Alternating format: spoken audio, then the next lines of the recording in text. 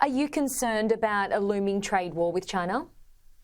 We would hope that wouldn't come to that we have a normalisation of relations with China, who again is also an important trade partner with Australia. As I said earlier though, Holly, my most important concern, what's keeping me awake at night, is that Australia is a less economically resilient country because of mistakes that the Labor government have made, because they came into government saying that the cost of living and productivity were their number one issues, and yet cost of living has gone backwards, that productivity has gone backwards, and that has left us more vulnerable to international economic circumstances and environment.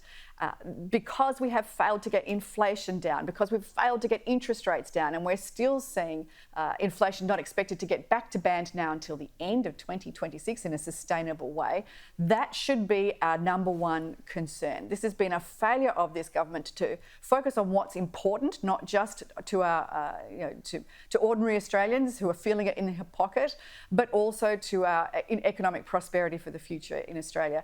They've failed to get inflation under control. They've failed to get interest rates down, and all Australians will pay the price.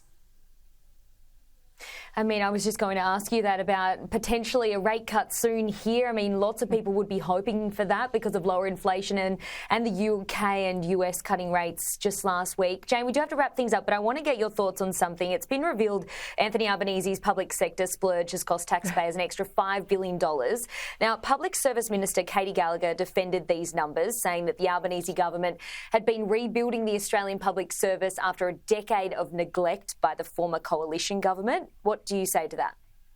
Big government isn't always better government, Holly, and what we've seen is an explosion in bureaucracy, particularly in Canberra, because of the Labor government, at an enormous cost to taxpayers, around $5 billion, according to these latest ABS figures. And yet at the same time that we've seen, according to the government's own budget figures, 36,000 new public servants come online in Canberra, we haven't seen an improvement to services. I don't think that there's many Australians out there that would believe that they're 36,000 public servants or $5 billion better off. In fact, wait times for things like getting the age pension have blown out to almost double the wait times that were under the coalition government. So big government isn't always better government, and I think it's up to the Albanese government to not just defend the numbers, but to defend the services that they're providing, which haven't improved.